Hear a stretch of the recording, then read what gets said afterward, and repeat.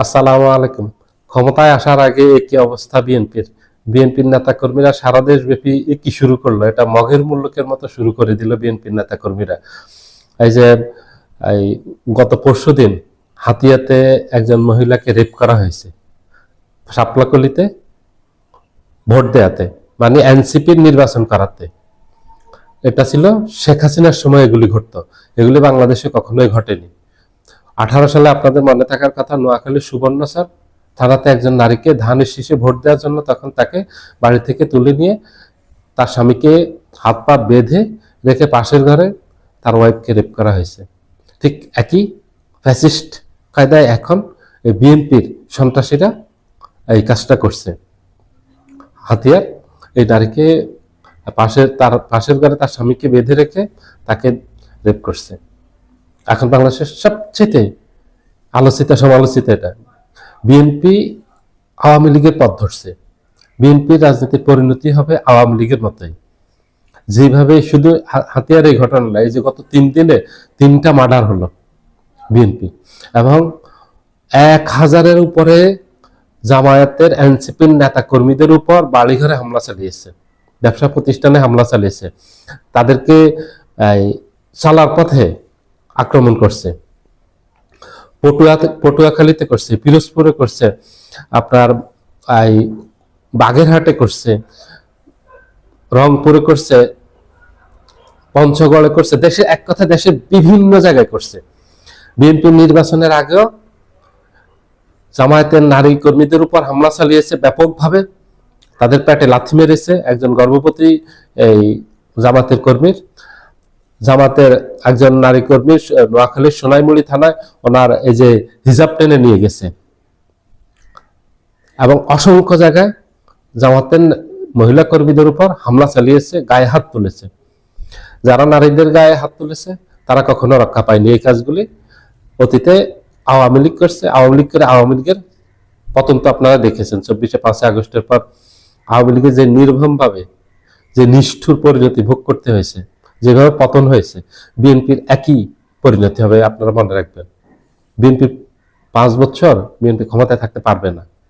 কারণ বিএনপির নেতা কর্মীরা যেগুলি করতেছে এগুলি সহ্যের বাহিরে হয়ে গেছে। কারণ এটা গত 17 মাস থেকে তারা শুরু করেছে। সারা দেশব্যাপী আওয়ামী লীগ চলে যাওয়ার পর পুরো দেশব্যাপী তারা দখলে নিয়েছে।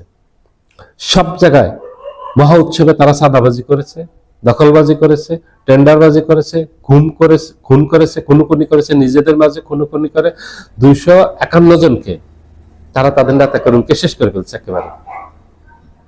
একেবারে তারা দুনিয়ার হিসাবে ক্লোজ করে দিয়েছে।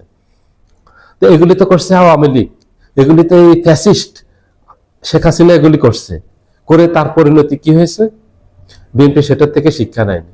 বিএনপির পরিণতিও করুণ পরিণতি ভোগ করতে হবে এগুলির জন্য।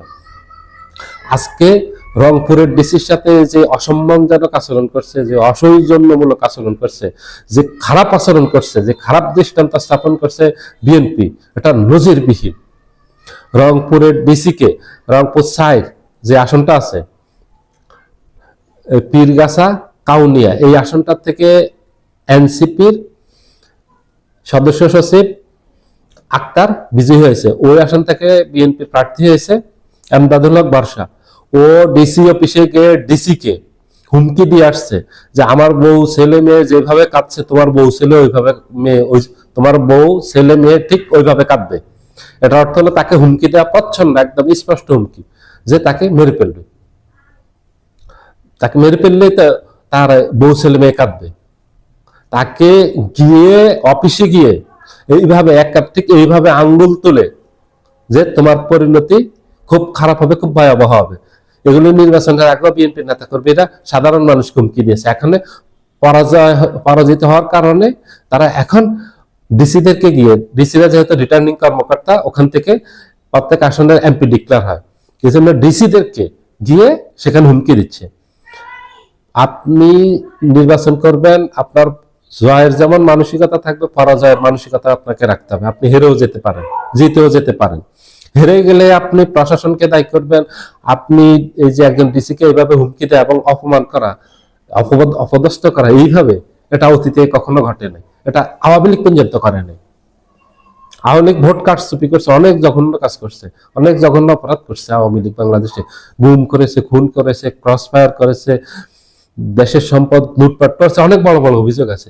কিন্তু কোন ডিসি কে এইভাবে গিয়ে অপমান করা, তার অফিসে গিয়ে তাকে সামনে রেখে এইভাবে, এটা আমি জানি না, আপনারা জানলে আমাকে জানাতে পারেন। তো এই বিএনপির পরিণতি ভালো হবে না, এই বিএনপির পরিণতি খুব খারাপ হবে, খুব ভয়াবহ হবে। এই বিএনপির পরিণতি হবে সে আওয়ামী লীগের মতো, এই বিএনপির পরিণতি হবে শেখ হাসিনার মতো। এই বিএনপি বাংলাদেশে রাজনীতি করতে পারবে না, খুব দ্রুত বিএনপি পতন ঘটবে।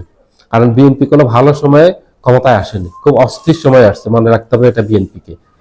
এখানে জামাত এনসিপি সবাই মিলে মিশে রাজনীতি করবে। যদি ওই রাজনীতি বিএনপি করতে না পারে, তাহলে বিএনপির পরিণতি ঠিক যা হয়েছে আওয়ামী লীগের সেটাই হবে, এতে ভালো কিছু হবে না। সবাই ভালো থাকবেন, আল্লাহ হাফেজ।